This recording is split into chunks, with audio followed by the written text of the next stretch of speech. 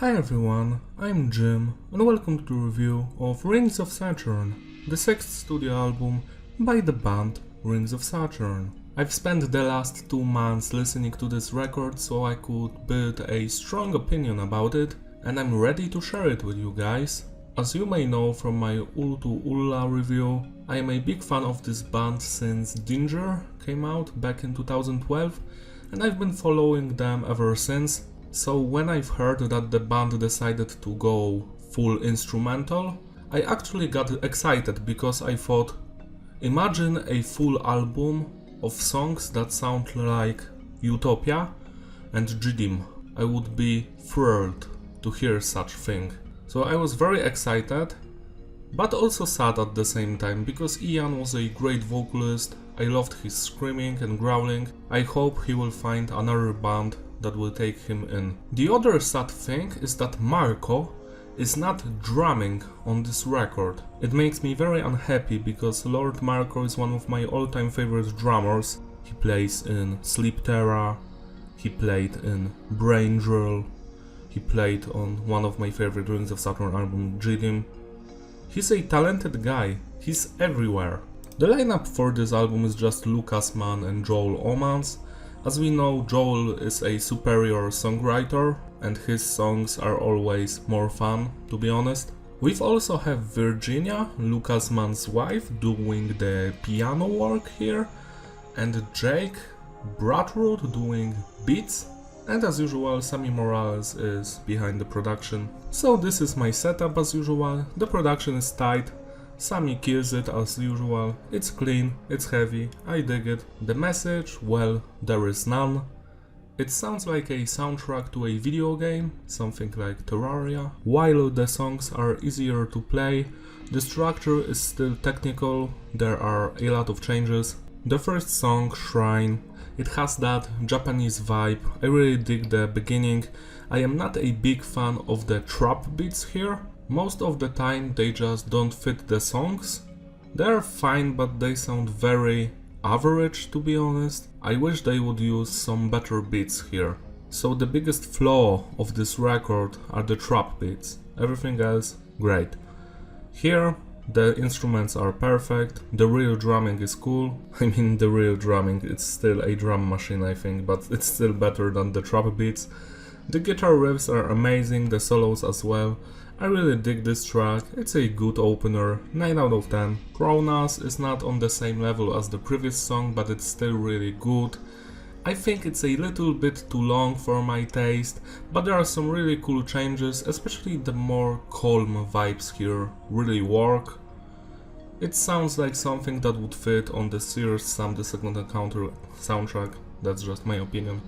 8 out of 10. Ascending is the best song on the record for sure. It sounds like it was written mostly by Joel, at least the middle part. I love the middle part. The beginning is okay, but later it actually sounds like a technical death metal, technical deathcore song. And after that heavy part comes a very mellow part with these beautiful melodies on guitars. There are some trap beats in the background, some symphonic elements. I love that part of the song. I've heard it around 100 times already, and I will be listening to it till the day I die. This is the highlight of this record. I love this song. 10 out of 10. Genesis sounds like a song from Terraria. It's a more mellow and calmy song, almost no guitars, or maybe none even. I only remember the symphonic elements here and beats. It's really fun and interesting to listen to. I'm sure the metalheads that don't have an open mind are gonna hate this one, but I really dig it. 9 out of 10. Mind Palace is another highlight of the record for me. I really enjoy the vibe here, the atmosphere, the riffs, the drumming, everything. It just works. 9 out of 10. Sector 80. This song is a meme. I mean, it sounds like old school Rings of Saturn, but it's only 12 or 13 seconds long. Like, why? I get it that it's a joke, but this album only has 7 songs already. Why make the 6th one so short? This is actually really nice, but it's disappointing, to be honest. I wish it was a full song. So yeah, 8 out of 10. And the final song, Shinigami, I really like this one. The atmosphere is great, even the happy parts, which I'm usually not very fond of, I do enjoy them here. Another 9 out of 10 song. To sum it all up, the consistency is stable and the flow is fitting. You're not going to skip anything here. Replayability? Yes, it's a great album. I cannot give it an excellent score because it's a letdown for me. I actually thought they would do an album full of songs like Utopia. I still enjoy it.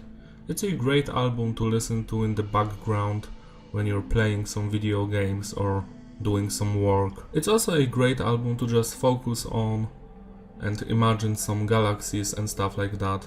I guess it's the weakest Rings of Saturn album, right next to Ul to Ulla, but they are still great, so check it out, and I wonder what they are going to do next.